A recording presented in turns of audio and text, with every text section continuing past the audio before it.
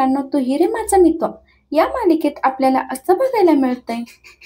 अर्णव ईश्वरीला घरी घेऊन येतो. ईश्वरी उदास होऊन विचार करत असते. अर्णव तिच्याकडे येतो आणि तो म्हणतो, मिस इंदौर, काय झालंय? कसला विचार करतेस एवढा? ईश्वरी म्हणते, सर सॉरी, आज माझ्यामुळे सणाच्या दिवशी सगळ्यांना खूप थांबावं लागलं. सगळ्यांना खूप टेन्शन आलं ना. अर्णव म्हणतो, मिस इंदौर, बाद झालं ना, आता विसरते. आणि आता सारखं सारखं सॉरी म्हणू नकोस. आणि आता सारखं सारखं सॉरी म्हणालीस ना, तुला एकटीला पूजेला बसण्याची पनिशमेंट देईल मी. ईश्वरी अर्णव समोर आपलं मन मोकळं करते. ईश्वरी म्हणते, सर खरं सांगायचं झालं ना तर मनामध्ये खूप गोंधळ सुरू आहे. नेमकं काय होतंय ना मला तेच कळत नाहीये. जेव्हा मला वाटतं की मला सगळं काही कळतंय तेव्हा मला काहीच कोणाला सांगता येत नाही. सगळं काही खूपच विचित्र होऊन गेलंय. अर्णव ईश्वरीला म्हणतो, हे बघा, तुला कधीतरी अजीब वगैरे वाटलं ना तर आधी माझ्याशी येऊन बोलत जा. आणि असं घर सोडून जाण्याचा पुन्हा विचारही करू नकोस. मिस इंदौर, आता मला प्रॉमिस कर, तू पुन्हा हे असं कधीच करणार नाही. ईश्वरी म्हणते, हो सर, मी तुम्हाला वचन देते, मी असं पुन्हा कधीच करणार नाही. अर्णव ईश्वरीच्या चेहऱ्यावर स्माईल आणण्यासाठी म्हणतो, मिस इंदौर, हे असं वचन तोडण्याचा विचार जरी मनात आला ना तरी मला सांग, पण बॅग भरून रेडी राहतो. आपण एकत्रच घर सोडून निघून जाऊ. ईश्वरी म्हणते, म्हणजे सर, तुम्ही मला कधीच एकटीला सोडणार नाही का? माझी इच्छा नसली तरी पण तुम्ही माझ्या सोबत येणार का? अर्णव म्हणतो, तुझ्या एकटीला कसं सोडेन ग मी?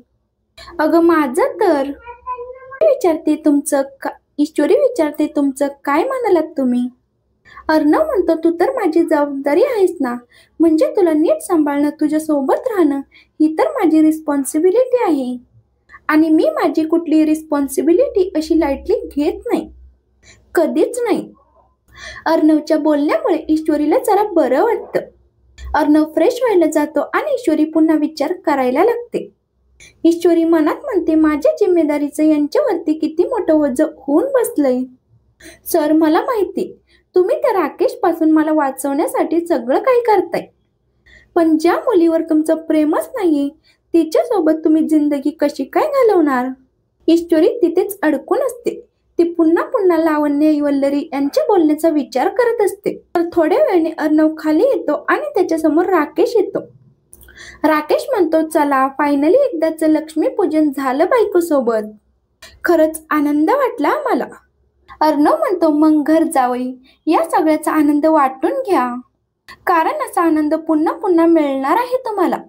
राकेश भडकतो आणि राकेश म्हणतो, एकदा काय लक्ष्मी पूजन केलं, तुला काय वाटतंय इंदोरी जिलेबी तुझी झाली का?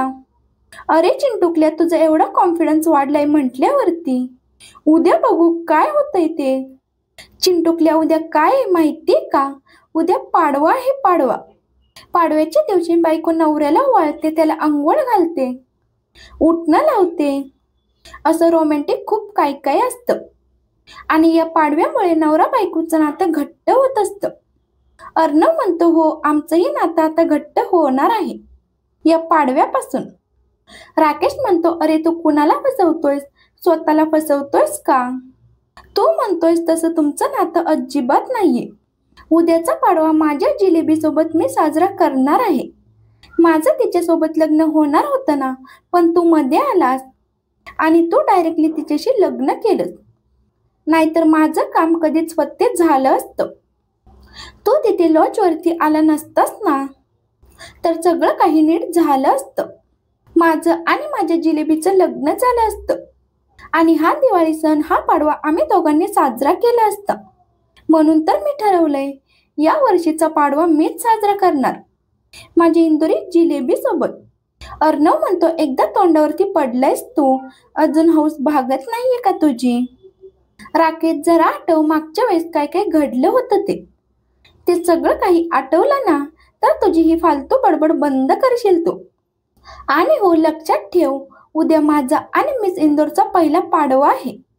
आज जसा आनंद साजरा केलायस ना तसा उद्या पण साजरा कर. तर दुसऱ्या दिवशी ईश्वरी सकाळी लवकर उठते आणि आवरते. अर्णवची सुद्धा झोपमोड होते. अर्णव उठतो आणि समोर बघतो. तो ईश्वरीला विचारतो, मिस इंदोर एवढ्या लवकर? ईश्वरी म्हणते, आज पाडवा आहे ना, म्हणून सकाळी लवकर उठले आणि तयार झाले. अर्णव म्हणतो, हो आज पाडवा आहे, मी पण लवकर आवरायला घेतो. ईश्वरी म्हणते, नाही सर, तुम्ही नाही आवरायचं, आज मी तुमचं आवरून देणार, आज तुम्हाला उठणं लावायचंय. अर्णव म्हणतो, चालेल, तू मला उठणं आणून दे, मी लावून घेतो. ईश्वरी म्हणते, हो सर, असं काय करताय? आज पहिला पाडवा आहे ना आपल्या दोघांचा, त्यामुळे मीच तुम्हाला उठणं लावणार आणि तुम्हाला आंघोळ घालून देणार. अर्णव म्हणतो, चालेल. ईश्वरी म्हणते, मी खाली सगळी तयारी करून ठेवतो, तुम्ही खाली या. अर्णव ठीक आहे म्हणतो आणि तो ईश्वरीला विचारतो, मिस इंदोर, आज तुझा पहिला पाडवा आहे, म्हणजे तुला पहिल्या पाडव्याचं काहीतरी गिफ्ट द्यावं लागेल ना? ईश्वरी म्हणते, द्यावं लागेलच, काही नाहीये. अर्णव म्हणतो, तुला काय आवडेल गिफ्ट म्हणून? ईश्वरी म्हणते, तुम्हाला जे काही आवडेल ते तुम्ही द्या मला. ईश्वरी खाली जाते आणि खाली ती उठणं लावण्याची सगळी तयारी करते. उठणं जरासं पातळ झालेलं असतं. ईश्वरी म्हणते, याच्यामध्ये थोडंसं उठणं टाकते. ईश्वरी वाटी घेऊन तिथून जात असते, तेवढ्यात तिथे तिचा कोणीतरी हात धरतं. ईश्वरीला वाटतं की अर्णवने हात धरलाय. ईश्वरी लाजूनच म्हणते, सर, हात सोडा ना. ईश्वरी मागे वळून बघते तर तिथे राकेश असतो. ईश्वरी म्हणते, हात सोड माझा. राकेश म्हणतो, वा, लग्नानंतरच्या पहिल्या पाडव्याची छान तयारी चालू आहे तुझी. ईश्वरी म्हणते, माझा हात सोड. राकेश म्हणतो, अजिबात सोडणार नाही. अगं, आज लग्नानंतरचा पहिला पाडवा आहे तुझा आणि या पाडव्याच्या दिवशी मला उठणं लावायचेस तू. आणि तसंही उठणं त्याला लावलं काय आणि मला लावलं काय, एक सारखंच आहे. मग या मुलायम हातांनी मला उठणं लाव. ईश्वरी म्हणते, आजच्या दिवशी तमाशा करायला लावू नकोस मला. राकेश म्हणतो, तुला काय करायचंय ना ते कर, पण आज उठणं तुझ्या हातूनच लावून घेणार. राकेश ईश्वरीचा हात त्या उठण्यामध्ये टाकतो आणि आपल्या गालाला लावून घेत असतो. ईश्वरी आपला हात ओढून घेण्याचा प्रयत्न करते, पण राकेश काही तिचा हात सोडत नाही. तेवढ्यात तिथे अर्णव येतो. अर्णव राकेशचा हात धरतो आणि ईश्वरीचा हात त्याच्या हातातून सोडून घेतो आणि ईश्वरीच्या हातातून उठण्याची वाटी घेऊन तो राकेशच्या तोंडावर फेकतो. ईश्वरी खूपच घाबरलेली असते. ईश्वरी म्हणते, सर, या नराधमाचा भरोसा नाही, हा कधीही काहीही करेल, याला असं सोडू नका तुम्ही, हा काहीही करू शकतो, प्लीज सर, याला सोडू नका तुम्ही. अर्णव म्हणतो, मिस इंदोर, असं घाबरू नकोस, शांत होतो. राकेश म्हणतो, माझी इंदोरी जिलेबी किती घाबरते ना मला, पण घाबरल्यावर सुद्धा खूप क्यूट दिसते. अर्णव म्हणतो, ज्या हाताने तिला टच केले ना तू, त्याच हाताने आज पाडवा संपायच्या आधी तिचे पाय धुवायला लावीन मी तुला. सगळ्यांसमोर राकेश, तू हिचे पाय धुशील आणि ईश्वरी, हेच असेल माझ्याकडून तुला पहिल्या पाडव्याचं गिफ्ट. राकेश म्हणतो, चिंटुकल्या, तुला नाही जमणार रे हे सगळं. अर्णव म्हणतो, माझ्या बायकोला पाडव्याचं गिफ्ट देण्यासाठी मी काहीही करू शकतो. राकेश म्हणतो, ठीक आहे, चॅलेंज एक्सेप्ट केले. आता तर मला पण बघायचे तू मला हिच्या पायाशी कसं आणतोयस ते. राकेश तिथून निघून जातो. तर थोड्या वेळाने वल्लरी, अंजली आणि ईश्वरी तिघीही उठणं लावायला थांबलेले असतात आणि आपापल्या नवऱ्यांना आवाज देतात. सगळे तिथे येतात आणि पाटावर बसतात. त्या तिघीही आपापल्या नवऱ्यांना उठणं लावतात आणि त्यांना ओवाळतात. अर्णव ईश्वरी उठणं लावत असताना एकमेकांकडे बघत असतात. राकेशला हे काही बघवलं जात नाही. राकेश अंजलीला म्हणतो, अंजली, मला त्रास होतोय, मी येतो. राकेश उठून तिथून निघून जातो. ईश्वरी अर्णवला उठणं लावते आणि अर्णव मुद्दामून तिला उठण्याचं एक बोट लावतो. तर थोड्या वेळाने सगळ्या पुरुष मंडळींची आंघोळ होते आणि बायका त्यांना ओवाळण्यासाठी थांबलेले असतात.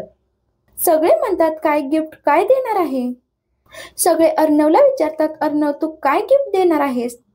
अर्णव म्हणतो, मी जे काही गिफ्ट देणार आहे ना ते ईश्वरीला नक्कीच आवडेल. तो ईश्वरीकडे बघतो आणि राकेशकडे बघतो. ईश्वरीला कळतं की अर्णवला काय बोलायचे. थोड्या वेळाने तिथे गुरुजी येतात. गुरुजी आपली ओळख सांगतात आणि ते म्हणतात, मी इंदोरवरून आलोय. कुटुंबाच्या कल्याणासाठी काय काय करता येईल ते सगळे उपाय गुरुजी त्यांना सांगत असतात. गुरुजी म्हणतात आजच्या दिवशी जर गृहलक्ष्मीचे पाय धुतले गेले तर येणारा काळ हा शुभ असणार आहे. ईश्वरी अर्णवकडे बघते. ईश्वरीला समजतं की अर्णवनेच गुरुजींना बोलवलंय. अंजली म्हणते ही आहे आमच्या घरची गृहलक्ष्मी. कुणी धुवायचे हिचे पाय? मी धुतले तर चालेल का? गुरुजी म्हणतात नाही, स्त्रियांनी नाही तर पुरुषांनी पाय धुवायचेत.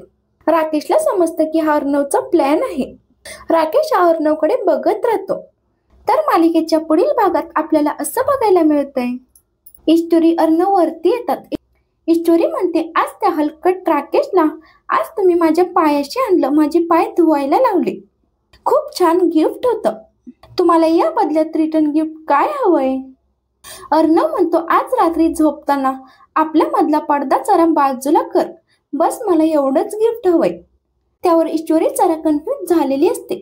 पण अर्णव म्हणतोय ना, त्यावर ईश्वरी विचार करू लागते आणि ती थोडा वेळ शांत राहायचं ठरवते. अर्णव आणि ईश्वरी दोघेही बेडरूम मध्येच बोलत असतात. तर इकडे राकेश आपला फोटो बघतो आणि हातावरचं कुंकू बघतो. राकेश म्हणतो या हाताने मला पूजा करायला लावली ना ईश्वरीची, तिचे पाय धुवायला लावले, तिच्या पायाची पूजा करायला लावली. आता अर्णव बघ मी पुढे काय काय करत होते.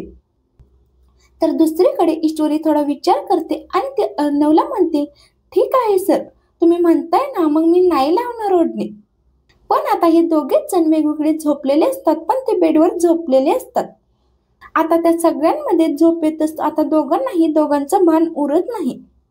ईश्वरी अर्णवच्या मिठीत असते आणि अर्णवनेही ईश्वरीच्या अंगावर हात टाकलेला असतो.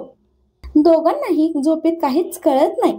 पण जेव्हा रात्री अर्णवला जाग येते तेव्हा ईश्वरी त्याच्या मिठीत असते. ते पाहून तर अर्णव खूपच खुश होतो आणि तो ईश्वरीकडे बघत तसाच झोपून जातो. असेच मालिकेचे पुढील अपडेट पाहण्यासाठी आपल्या चॅनलला नक्की सबस्क्राईब करा. धन्यवाद.